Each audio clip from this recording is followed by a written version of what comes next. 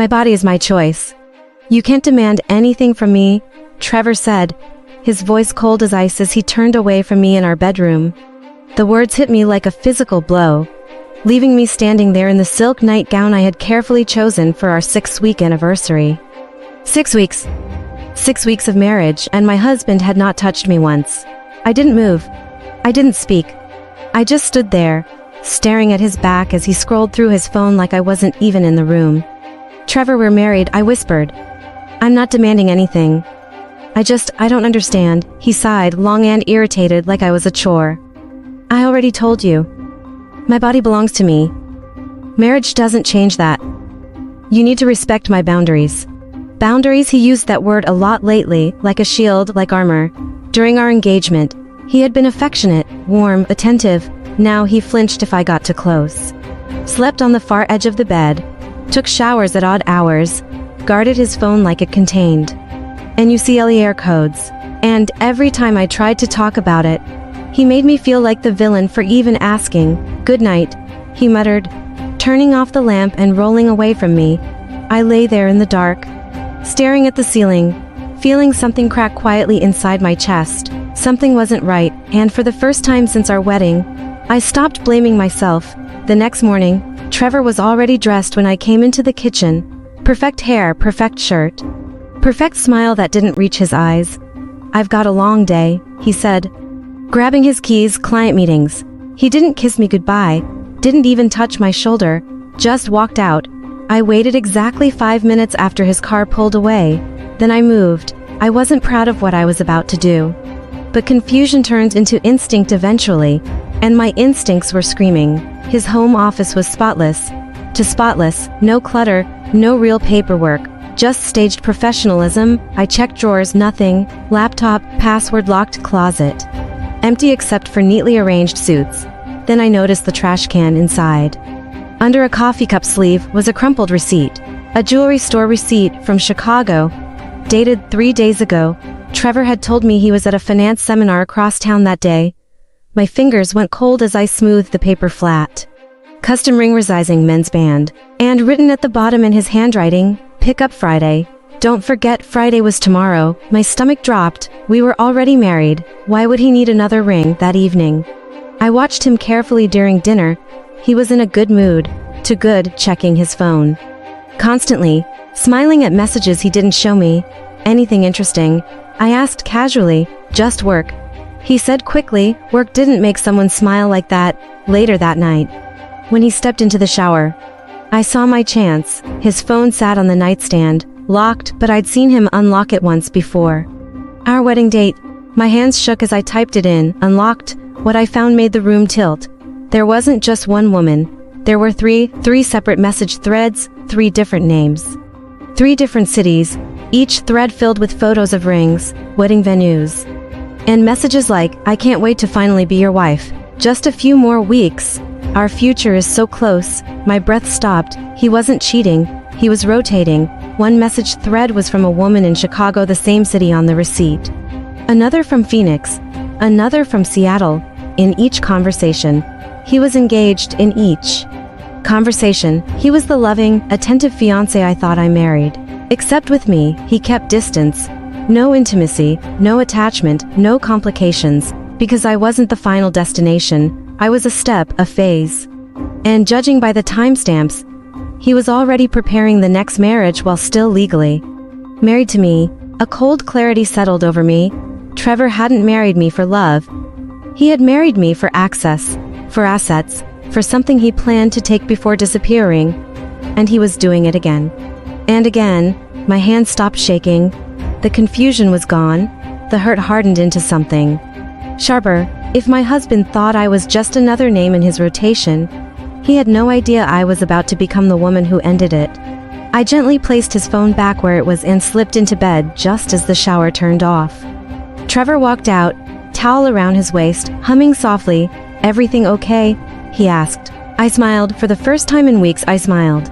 Yeah, I said calmly. Everything's perfect, and in that moment I made a decision. I wasn't going to confront him. I wasn't going to cry. I wasn't going to leave, not yet. I was going to find out exactly how deep this went. And then, I was going to destroy his plan piece by piece. The next morning, I woke before Trevor. For weeks I had been the confused wife trying to fix a broken marriage. Now I was something else entirely, quiet, observant, patient. Trevor stirred beside me, stretching like a man without a single worry in the world. He checked his phone immediately, smiling at whatever message flashed across the screen. "Big day," he said casually. "Might be home late, client meetings." I asked. He nodded without looking at me. "Always," I smiled softly. "Good, work hard." He didn't notice the way I watched him walk out the door, didn't notice that the moment his car disappeared, I reached for my own phone. I started with the jewelry store receipt, Chicago, custom ring resizing, pickup Friday. Today was Friday. So Trevor wasn't just planning something, he was executing it. I called the store using a blocked number. "Hi," I said sweetly.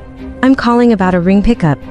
Under Trevor Caldwell, a pause, typing, "Yes, it's ready for collection today." My heart pounded. "Perfect," I said, hanging up before they asked anything else. So it was real, another ring, another woman, another wedding in progress, except he was still married to me. I spent the afternoon building a timeline, photos from his phone, screenshots of conversations. Names, cities, dates. He had proposed to me 8 months ago. He proposed to the Chicago woman 5 months ago. The Phoenix woman 3 months ago. The Seattle woman 2 weeks ago. My chest tightened. He wasn't just cheating, he was stacking marriages, or trying to, and suddenly everything made sense. The lack of intimacy, the emotional distance, the careful avoidance. He didn't want emotional or physical ties. He wanted legal ones, access, shared assets, signatures, trust, then exit. I sat at the kitchen table staring at the evidence. And a slow, dangerous calm settled over me. Trevor thought I was naive, trusting, easy. He thought I'd file for divorce eventually out of loneliness and confusion. He thought he'd walk away clean. He had no idea I was about to flip the entire board. That evening, he came home unusually cheerful. "I picked up dinner," he said, holding up takeout bags like a peace offering. "Thought we could have a quiet night." I smiled. "Sounds nice." We ate on the couch. He even laughed at a show. For a moment, it almost felt normal. Then his phone buzzed. He checked it quickly, trying to hide the screen, but I saw enough. "Chicago, can't wait for tomorrow. Everything's ready tomorrow." My pulse steadied, so I said lightly, "What are you doing tomorrow?" He didn't miss a beat. Conference call most of the day. "Boring stuff." "Ah," I said. "Shame." He glanced at me. "Why?" I shrugged. "I was thinking of visiting my friend out of town. Might stay overnight." There it was. A flicker. Relief. He tried to hide it, but I saw it. He wanted me gone. "Yeah," he said casually. "That might be good. Get some fresh air." Right. That night, while he slept, I lay awake staring at the ceiling. Tomorrow he would go to Chicago. Pick up the ring. Probably propose again. Maybe even marry again.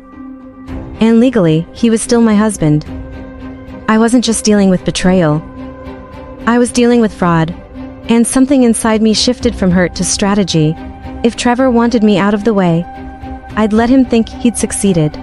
But instead of disappearing quietly, I was going to be exactly where I needed to be, watching. Recording, waiting, because the man sleeping beside me thought he was orchestrating everything. He thought he was 3 moves ahead. He had no idea, the game had already changed, and tomorrow, when he walked into that jewelry store to pick up another engagement ring while still married to me, he was going to make the biggest mistake of his life.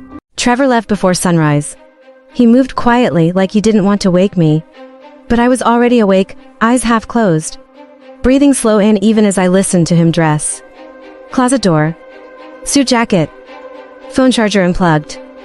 Soft footsteps across the floor. Then the front door clicked shut. I waited 10 seconds. Then I sat up. No panic. No tears. Just focus. I checked my phone. The location tag I'd slipped into his laptop bag. Last night had already started moving. Airport, of course. I swung my legs off the bed and stood. "Okay." I whispered to the empty room, "Let's do this." By the time Trevor's plane landed in Chicago, I was already there. Different flight, different terminal, different plan. I wore sunglasses and a baseball cap. Nothing dramatic. Just enough to blend. When Trevor stepped off his flight, I saw him instantly. He looked relaxed, confident, like a man heading toward a future he thought was secure. He checked his phone and smiled. Then he walked straight toward the jewelry district. I followed. At a distance, he entered the store from the receipt. I waited outside, heart pounding, but steady. 10 minutes later, he walked out with a small velvet box in his pocket. There it was, proof. He paused on the sidewalk, dialing someone. "Hey," he said softly. Voice warm in a way I hadn't heard in weeks. "Yeah. I've got it. Everything's ready. Meet you at the courthouse in an hour." Courthouse. So he wasn't just proposing. He was marrying her today. My stomach flipped, but my mind stayed sharp. I pulled out my phone and typed a single message. "He's moving. Courthouse, 1 hour." A reply came almost instantly. "Understood. Stay in position." I exhaled slowly. Trevor had no idea that his careful timeline had just collided with mine. The courthouse steps buzzed with the usual mix of couples, lawyers, and city noise. Trevor stood near the entrance, checking his reflection in his phone screen, adjusting his tie. Then she arrived, blonde, early 30s, smiling like she was stepping into the happiest day of her life. He kissed her cheek. My chest tightened despite everything, not because I wanted him back, but because I remembered being her. They walked inside together. I waited exactly 30 seconds before following inside. They approached the clerk's desk. "Marriage license appointment," Trevor said smoothly. The clerk began typing, names Trevor Caldwell and, actually, a calm voice cut in behind him. "We'll need to pause that." Trevor froze. He turned slowly. Two plainclothes officers stood a few feet away. Behind them, me. For a split second, confusion flickered across his face. Then recognition. Then something darker. "What is this?" he demanded. One of the officers stepped forward. "Trevor James Caldwell, we need you to come with us." His expression snapped into controlled outrage. "This is ridiculous. I'm in the middle of attempting to enter another legal marriage while already married." The officer finished. "We're aware." Silence crashed over the room. The woman beside him blinked in confusion. "Trevor, what are they talking about?" He didn't answer. He stared at me instead. "You," he said. Quietly, "You did this." I met his gaze, calm and steady. "No," I said, "you did." The officer took his arm. He pulled back once, instinctively, then realized the situation wasn't going away. "Wait," the woman said, voice shaking. "Already married? Trevor, what is happening?" He didn't look at her, didn't look at anyone, just kept staring at me as they placed him in cuffs.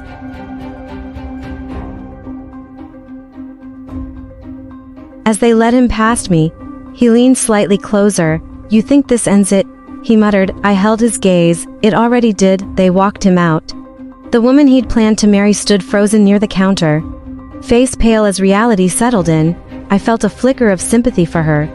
She hadn't known she was another almost victim in a long line. But today, the line stopped. Outside, the city moved like nothing had happened. Cars passed, people talked, life went on. And for the first time since Trevor said those cold words in our bedroom, I felt steady. This wasn't the end, not yet, because Trevor had been careful, calculated, prepared, which meant somewhere buried beneath his lies, there were still secrets left to uncover. And if I'd learned anything from the past 6 weeks, it was that men like Trevor never played just one game. So as the police car drove away, I pulled out my phone and opened the folder of evidence I'd been building. This wasn't just about stopping one wedding anymore. It was about understanding how many lives he'd tried to build on top of mine, and how far I was willing to go to make sure he never did it again.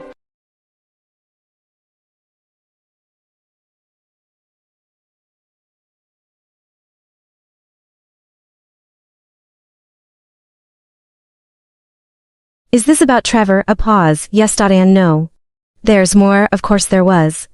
2 hours later, I sat in a small, glass-walled conference room at the precinct. A folder lay on the table. He slid it toward me slowly. "Before you open that," he said, "I need to know something." "How well did you know your husband's finances?" I let out a humorless laugh. "Apparently, not at all." He nodded once. "That's what we suspected." I opened the folder. Bank statements, property records, insurance documents. My name was on all of them. My stomach dropped. "I didn't sign these." I whispered. "We know." He said gently, "They're forgeries." I flipped through the pages faster. A joint account I'd never seen. A life insurance policy worth $2 million. With Trevor listed as beneficiary. Effective date, 2 weeks after our wedding. My throat went dry. Why would he need this? The detective didn't answer immediately. Instead, he slid one final photo across the table. A blurry surveillance still from a parking garage. Trevor. And a man I'd never seen before. Exchanging a thick envelope. Who is that? I asked. Name's Victor Hale, the detective said. Insurance broker. Questionable reputation. Connected to 3 ongoing fraud investigations, and 1 suspicious death. The room felt smaller. You think Trevor was planning to kill me? It wasn't a question. The detective held my gaze. We think Trevor and his partners were preparing multiple exit strategies. Divorce for financial gain was one, life insurance was another. Cold crept through my chest. All those nights he'd refused to touch me. All those careful distances.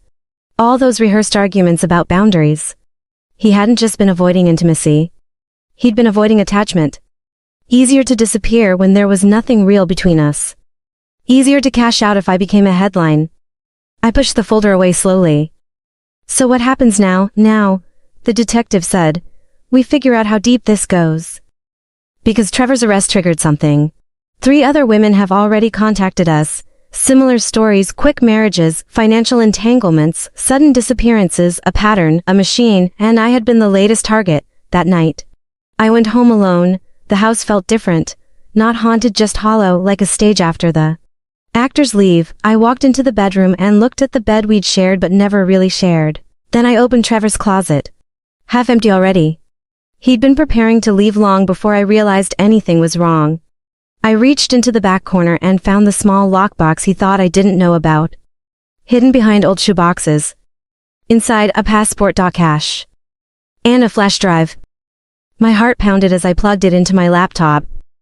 Folders opened across the screen. Names, dates, cities, women. Dozens of them. Photos, financial profiles. Notes about assets, family connections, vulnerabilities. My hands started shaking. He hadn't just targeted me. He'd been building a catalog. A hunting list. And then I saw it. A folder labeled with my name. I clicked. Inside were surveillance photos of me months before we met. At work. At the gym. At my favorite coffee shop. He hadn't fallen in love with me. He'd selected me. I leaned back in the chair, breath shallow. Then the final document opened. Projected timeline, engagement, marriage, asset transfer, insurance activation, final line, exit strategy, 6 to 8 months. My stomach twisted. He never planned to stay long enough for a real marriage, just long enough for a payout. Headlights swept across the window. A car pulling into the driveway. My heart jumped, then steadied. Too early for it to be anyone I knew. I stood slowly and moved toward the front door. A black sedan idled outside. The passenger door opened. A woman stepped out. Tall, dark hair, familiar face. The woman from the courthouse. The one Trevor was about to marry. She looked up at me with red-rimmed eyes. I think we need to talk, she said. I opened the door. Yeah, I replied quietly. We really do, because if Trevor had been running this game for years, then I wasn't just a victim anymore. I was a witness. And maybe the only person who could help bring the whole operation down. And something told me. Trevor wasn't the mastermind. He was just one piece of a much bigger plan. The courtroom doors closed behind him with a hollow thud. For the first time since this all began, he looked small. He stood there, surrounded by officers, his lawyer whispering frantically. His face pale in a way I had never seen before. Not the confident man who thought he had everything under control. Not the husband who believed I would never fight back. Just a man realizing the ground beneath him had vanished. I didn't move. I didn't smile. I just watched, because this wasn't the moment of victory. This was the moment of truth. He turned once before they let him out. Our eyes met across the courtroom. There was anger there, fear, and something else, confusion, as if he still couldn't understand how everything had unraveled. How I had unraveled it. The judge's voice cut through the silence. Formal and final, charges filed, assets frozen, investigation expanded.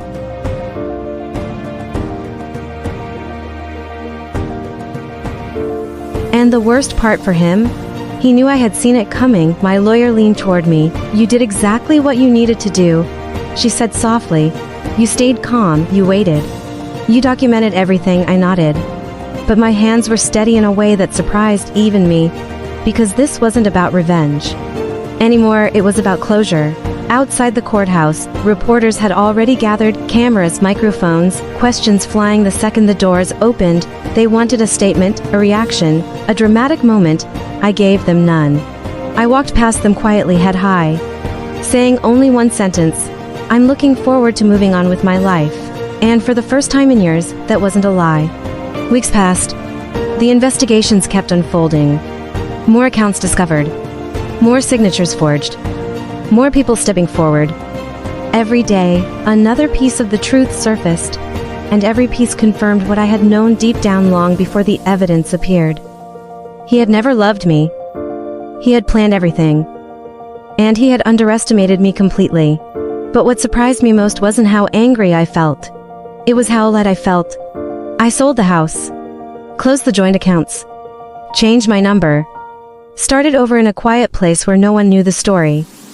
No whispers, no pity. No questions. Just space to breathe.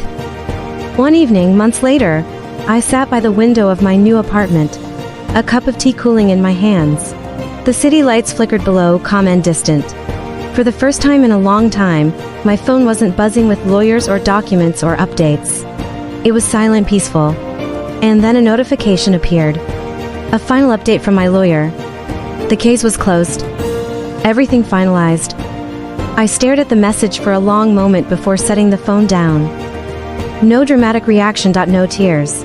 Just a quiet exhale I didn't realize I'd been holding for years.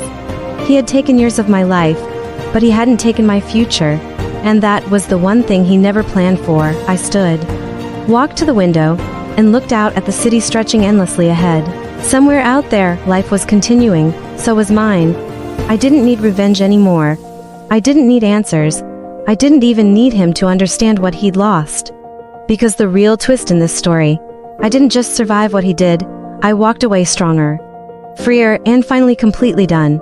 6 months later, I saw his name again. Not in a message, not in a memory, in a headline. I almost didn't click it. For weeks, my life had finally settled into something calm. Work in the mornings, walks in the evening, quiet dinners that didn't feel heavy with tension. I had learned how to sleep through the night again, learned how to exist without constantly looking over my shoulder. I had learned how to be alone without feeling abandoned. So when his name appeared on my screen, it felt like a ghost. I stared at it for a long time before opening the article. Financial fraud. Case expands, multiple victims identified. His photo sat beneath the headline, not the polished headshot he used. This one was from court. Tired eyes, hollow expression, no charm left to perform. I read slowly. More women had come forward. More forged documents uncovered. More accounts traced back to him. The investigators had connected. Everything, the pattern, the marriages, the money transfers, the disappearances, and buried halfway through the article was a single line. His legal spouse at the time of arrest provided key documentation that initiated the investigation. That was me. They didn't print my name. They didn't need to. I closed the article and set my phone down for a moment. I expected to feel something dramatic, triumph, anger, vindication. But what I felt instead was distance, like reading about someone I used to know in another lifetime. Because that version of me, the one who cried in the kitchen, who begged for attention, she didn't exist anymore.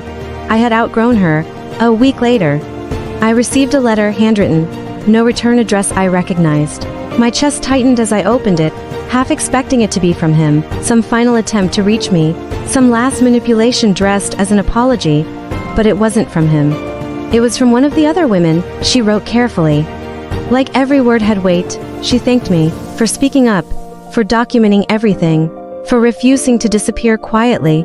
She said my actions had helped the investigators connect the cases, that without the timeline I built, they might never have seen the full pattern. She told me she was rebuilding too, slowly, carefully, one step at a time. At the bottom, she wrote, "You didn't just end his lives. You gave the rest of us a way out." I sat with that letter for a long time, because for months, I had thought the story was about me versus him, my pain, my betrayal, my survival. But it was bigger than that. He hadn't just underestimated me. He had underestimated all of us. And in trying to control everything, he had created the very trail that would destroy him. That night, I went for a walk through the city. The air was cool, streetlights glowing softly. People passing by with their own lives, their own stories, none of them knowing mine. And for the first time, I didn't feel the need to explain it. I stopped at a small cafe and ordered tea, sitting by the window as traffic moved in slow streams outside. A normal evening. An ordinary life. Exactly what I had wanted. My phone buzzed once, a notification from my lawyer. Final restitution proceedings scheduled. The last loose end, the last legal tie. I didn't open it right away. Instead, I looked at my reflection in the window, calm, steady, someone I almost didn't recognize from a year ago. He had tried to build a life out of deception.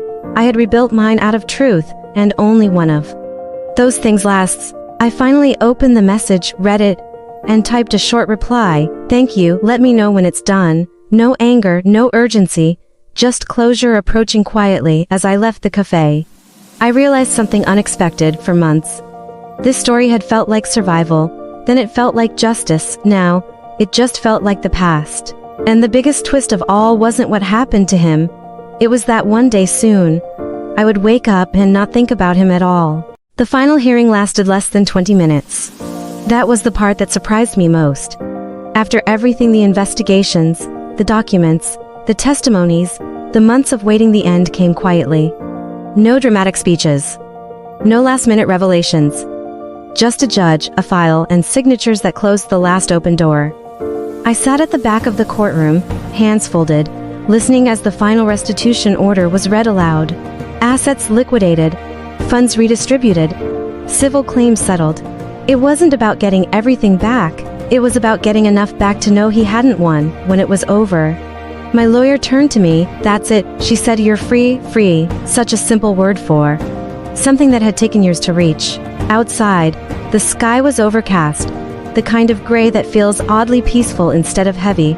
I stood on the courthouse steps for a moment, letting the quiet settle in. No reporters this time. No crowd, no chaos, just me. My phone buzzed, a message from an unknown number I almost ignored it. Then I opened it. I heard the case closed today. I hope you're okay. No name. But I knew who it was. One of the other women.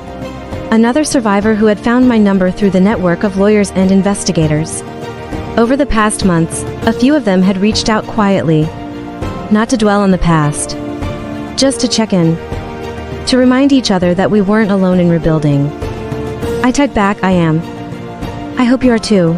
A moment later, she replied with a single word, better. I smiled, because that was the truth for all of us. Not perfect, not untouched, but better. That evening, I went home and opened a box I hadn't touched since moving in.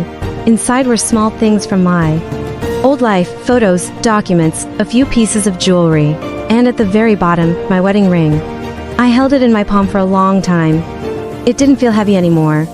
It didn't feel painful. It just felt finished. I slipped it into a small envelope, sealed it, and placed it back in the box. Not as a reminder of him. As a reminder of who I had been and how far I had come. Then I closed the box and put it away. Not hidden. Just stored. Because I didn't need to erase the past. I just needed it to stay where it belonged. Behind me. Weeks later, life settled into something steady. Work felt meaningful again. Mornings felt calm. I started saying yes to small invitations, coffee with a colleague, a weekend trip, a dinner where no one knew my story. Each normal moment felt like proof that the chaos was truly over. One afternoon, while walking through a bookstore, I realized something quietly profound. An entire hour had passed, and I hadn't thought about him once. Not about the lies, not about the courtroom, not about the betrayal, just books, coffee, the soft music playing overhead. I stood there in the middle of the aisle, letting that realization sink in. This was what healing looked like. Not dramatic, not loud, just space where pain used to live. Later that night, I wrote a single sentence in my journal. The story didn't end when he lost everything, it ended when I stopped needing him to. I closed the journal, turned off the light, and went to sleep without checking my phone. Without replaying old conversations. Without wondering what could have been different. because nothing needed to be different anymore. He had built his life on deception and control. I had rebuilt mine on truth and patience. And in the end, only one of us walked away with a future. Not because I won, but because I finally chose to stop playing his game. Even after the trial, even after the arrests, a part of me couldn't stop replaying everything in my mind. Trevor and Amanda, the schemes, the lies, the way they had smiled while plotting to ruin me. It felt surreal that someone could live two lives, manipulate hearts and trust, then casually expect to walk away with everything. I had thought the worst was over when federal agents escorted them out in handcuffs. But life has a way of reminding you that even after justice, there are echoes left behind. It started with subtle things, a knock at my door late one night, the sound of a car engine outside when no one should have been there, phone calls from numbers I didn't recognize, silence on the other end. My heart would jump every time. It was like the fear they'd tried to instill was lingering. Even though I knew they were behind bars, the sense of violation didn't evaporate overnight. I realized it wasn't just about money or betrayal, it was about trust, my trust in people, in my own instincts, and that's harder to reclaim than any inheritance. One evening, I found myself flipping through the evidence I had kept: photos, recordings, documents that sealed their fate. I didn't do it out of obsession. I did it to remind myself how meticulously I had uncovered the truth, how carefully I had navigated the deception. Each piece felt like a brick in the wall I had built around myself, not to trap others, but to protect me. Then a thought struck me. What if their network wasn't entirely gone? What if there were others out there, waiting, doing the same thing? A shiver ran down my spine. I decided to be proactive. I reached out to the women who had quietly contacted me after the trial. We started exchanging stories, sharing tips, warning each other about patterns we noticed. Slowly, a network formed, not criminal, but protective. We weren't victims anymore. We were sentinels. And strangely, it felt empowering. For the first time in months, I began to smile without guilt or fear. My laughter returned, soft at first, in the privacy of my apartment, then louder with friends. Even the small things: making coffee, walking through the park, buying fresh flowers, felt like acts of rebellion against the months of manipulation I had endured. Yet as empowering as it felt, a part of me knew I wasn't done with Trevor, not in the traditional sense, but mentally. I wanted him to know that what he had built on deception had no value, that the lives he had tried to manipulate were no longer his to control. And so I kept the evidence, not for revenge in court, not for threats, but as a reminder. I had survived, I had reclaimed my life. That night, I looked at the city lights from my balcony and whispered to the wind, "You thought you could break me, but I chose myself instead." And for the first time, I truly believed it. Even though Trevor and Amanda were behind bars, the shadow of what they had done lingered in ways I hadn't anticipated. I had thought that once the courtroom doors closed, life would simply resume. But betrayal doesn't disappear like a bad dream, it echoes. It whispers in the quiet moments, in the way you flinch at the wrong phone call, or hesitate before trusting someone new. That morning, my phone buzzed, an unknown number. My heart skipped, just for a second. Then I reminded myself, I was no longer the frightened woman who checked every shadow and worried at every knock.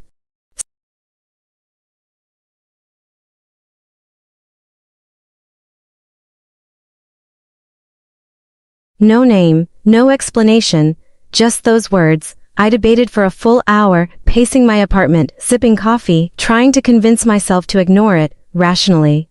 I knew it could be anyone, someone looking to stir drama, but instinctively, something about it felt deliberate, like someone who knew exactly how I thought. Against every caution, I called. A woman answered, her voice calm, measured, and strangely familiar. "Justine Crawford." I hesitated. "Yes, who is this?"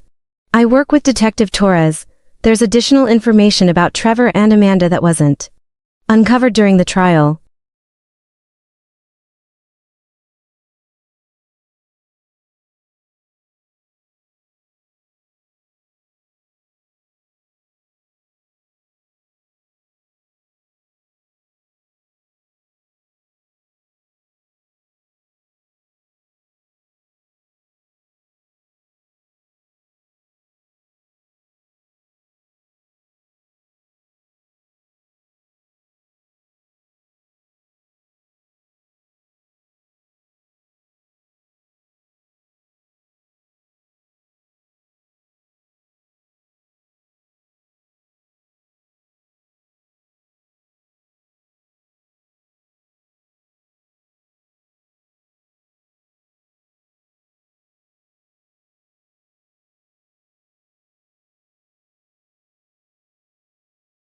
If you're willing, we want you to participate in tracking their network.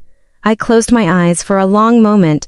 My first instinct was to refuse, to let the past stay buried.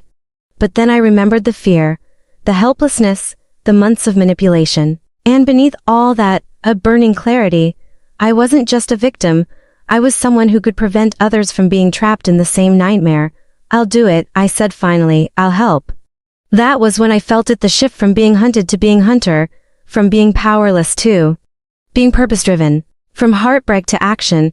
I didn't know exactly what lay ahead, only that I couldn't stop now, and somewhere deep down, I knew Trevor and Amanda hadn't seen the last of me, because this time, I was ready. Even though Trevor and Amanda were behind bars, the shadow of what they had done lingered in ways I hadn't anticipated. Betrayal doesn't disappear like a bad dream, it echoes. It whispers in the quiet moments, in the way you flinch at the wrong phone call. That morning, my phone buzzed, an unknown number. My heart skipped, just for a second. Still, curiosity and maybe a little fear got the better of me. The message was simple. There's more you need to know. Call me. I debated for a full hour, pacing my apartment, sipping coffee, trying to convince myself to ignore it, but instinctively, something about it felt deliberate, like someone who knew exactly how I thought. Against every caution, I called. A woman answered, her voice calm, measured, and strangely familiar. Justine Crawford. I hesitated. Yes, who is this? I work with Detective Torres. There's additional information about Trevor and Amanda that wasn't uncovered during the trial. I felt my chest tighten. More secrets, more lies? The thought that there was still another layer gnawed at me. What do you mean? I asked, my voice steadier than I felt. They weren't acting alone, she said. We've discovered evidence of a wider network. There are other couples like them, people who manipulate, marry, and disappear, and we believe Trevor and Amanda were coordinating with them before they were arrested. I gripped the edge of the counter. My stomach sank. I thought the nightmare had ended. But now I realized it wasn't just about me. It was bigger than my trust fund, bigger than my heartbreak. Innocent women, just like I had been, were still vulnerable. I took a deep breath. So what do? We start connecting the dots. You have first-hand experience. Your story could help us identify others before they strike again. If you're willing, we want you to participate in tracking their network. I closed my eyes for a long moment. My first instinct was to refuse, to let the past stay buried. But then I remembered the fear, the helplessness, the months of manipulation. And beneath all that, a burning clarity. I wasn't just a victim. I was someone who could prevent others from being trapped in the same nightmare. I'll do it, I said finally. I'll help. That was when I felt it, the shift from being hunted to being hunter. From being powerless to being purpose-driven, from heartbreak to action. I didn't know exactly what lay ahead, only that I couldn't stop now. And somewhere deep down, I knew Trevor and Amanda hadn't seen the last of me, because this time, I was ready. The next few weeks were a blur of meetings, phone calls, and late-night research. Working with Detective Torres and the specialized team, I began piecing together fragments of Trevor and Amanda's network locations, fake identities, patterns of behavior. Each new discovery made my stomach turn, but it also made my resolve sharper. I wasn't just seeking personal revenge anymore. I was trying to stop them from hurting anyone else. One evening, Torres called me with urgent news. We've identified a potential new target, he said, his voice tight. A woman in Utah. She matches the same profile Trevor and Amanda used on you. They're planning the approach now. My heart jumped. I knew what this meant. This was the moment to intervene, not months too late, not as someone reacting after the damage, but as someone who could prevent it. I agreed to meet the team at a cafe in Salt Lake City. The plan was delicate. We would bait Trevor using a controlled setup, simulating an opportunity for him to attempt fraud, and catch him in the act. Every detail had to be precise. One misstep could tip him off, and this time, there might not be another chance. As I walked into the cafe, I felt a wave of nerves I hadn't experienced since the trial. Torres greeted me with a nod. Remember, he said quietly, you're playing a role. You're the same woman he thought he could manipulate. Confidence, calm, heartbreak, make it real. I took a deep breath. Heartbreak. That was easy after everything. The grief and betrayal were still fresh beneath the surface. I let it color my expressions. The tilt of my head. Hours later, It happened. Trevor entered, cautious at first, scanning the cafe as if expecting a trap. My stomach tightened when I saw him. He hadn't aged much, still the same charming mask he had worn for months, but the confidence I had seen in court was gone, replaced by something calculated, nervous, eager. He approached the table, unaware that every move, every word, was being recorded, observed, and monitored, and there I was, sitting with the act of heartbreak perfectly painted on my face. Waiting for the moment, he revealed the same manipulative strategies. It came faster than I expected. His words dripped with calculated charm, designed to lower defenses, to manipulate, to convince, and as he pulled out documents meant to access funds, I saw the same glimmer of greed I had once confronted in my own home. At that moment, something inside me surged, not fear, not anger, but the calm precision of someone who had been wronged, and had spent months preparing for this. I pressed the panic button Torres had given me. Within seconds, agents moved in. Trevor froze, eyes wide, mouth opening and closing as if he couldn't believe the trap had succeeded. Amanda wasn't with him this time, but I knew she would be next. For the first time, I felt completely in control, and just as he was being handcuffed, I whispered under my breath, "You should have known better than to underestimate me." The day Amanda was arrested felt surreal. For weeks, we had known she was part of the scheme, but seeing her in custody, face pale and trembling, made it real. Trevor had always been the one I focused on, the charming manipulator, the predator who had stolen months of my life. But Amanda, with her quiet complicity, had been just as dangerous. Detective Torres called me. Everything is tied up. Financial records, communication logs, even her travel history. She coordinated with Trevor on every step, providing alibis, arranging fake meetings, the whole network. I closed my eyes and exhaled slowly. Part of me wanted to feel relief, to release the tension that had gripped me for months. But there was more than relief, it was vindication. Every sleepless night, every moment I doubted myself, every pang of confusion and heartbreak had led to this. Trevor and Amanda weren't invincible. They weren't untouchable. The court proceedings were intense. Sitting in the gallery, I watched Trevor's composure crumble. He had once smiled at me, whispered promises, plotted to drain my life and inheritance. Amanda, seated beside him, tried to maintain dignity, but her hands shook as the evidence was presented. The prosecution laid it all bare: bigamy, identity theft, wire and mail fraud, a network of fraudulent marriages spanning multiple states. Each piece of evidence I had helped uncover was central to the case.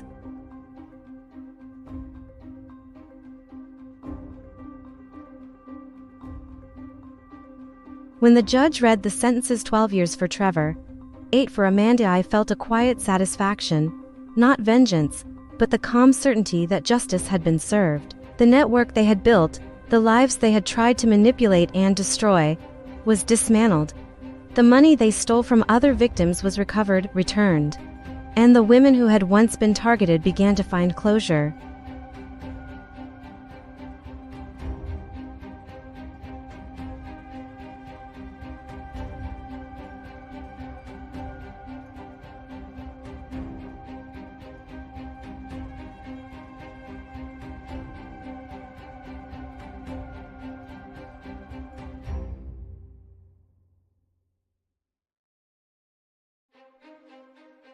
And I thought about the woman I had become, vigilant, decisive, unafraid. I smiled quietly to myself, knowing one thing with absolute clarity: they had underestimated me from the very beginning, and I had outlasted them. Because some betrayals are painful, yes, some lies cut deep, but when you turn that pain into purpose, when you transform heartbreak into action, that is the kind of power no manipulator can ever take away. Weeks after the courtroom, I finally allowed myself to breathe fully again. The whirlwind of investigations, surveillance, and legal battles had left me exhausted, but in that exhaustion, there was clarity. I could finally see my life not as something stolen, but as something I could rebuild on my own terms. I started small coffee with my sister in Phoenix, long walks through the park, quiet evenings curled up with a book. For months, I had lived in constant alert, reading every gesture, every word, analyzing every phone call and email. Now I could let myself exist without suspicion shadowing every moment.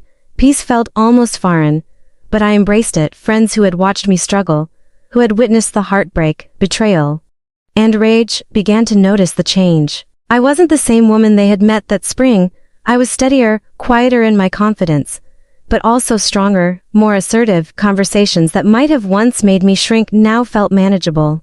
Boundaries I hadn't known I could set were no longer negotiable. I had learned to trust my instincts, to listen to that inner voice that had screamed at me from the very beginning. Sometimes, I thought about Trevor and Amanda, about the careful, manipulative smiles, the whispered promises, the betrayal that had felt like it would crush me. And I realized I wasn't angry in the same way anymore. The anger had served its purpose, it had fueled action, but it didn't define me. Instead, there was a quiet satisfaction in knowing that justice had been served, that their carefully constructed world had collapsed under the weight of truth. I took my first real vacation in years, a week in the mountains, where the air was crisp and the silence unbroken by anything other than wind through the pines. I hiked trails I had once only dreamed of, feeling my own heartbeat, my own breath, and knowing with every step that I was reclaiming space that had once been occupied by fear. And slowly, I allowed myself to imagine a future that wasn't tainted by manipulation or lies, perhaps love again someday, but on my terms, with someone who respected me fully, perhaps work, passions, friendships, family gatherings, a life built for me, by me, without compromise. Looking back, I understood the truth of what had happened. Betrayal can destroy trust, but it can also illuminate strength. Heartbreak can shatter illusions, but it can also reveal resilience. And revenge, if guided by purpose and patience, can transform pain into power. I wasn't the same naive woman who had signed a prenup, swept off her feet by a charming stranger. I was wiser, stronger, and, above all, free. And as I sipped my coffee, watching the morning sun touch the peaks ahead, I smiled softly. The past had tried to define me, but it hadn't won. This was my life, my choice, my freedom.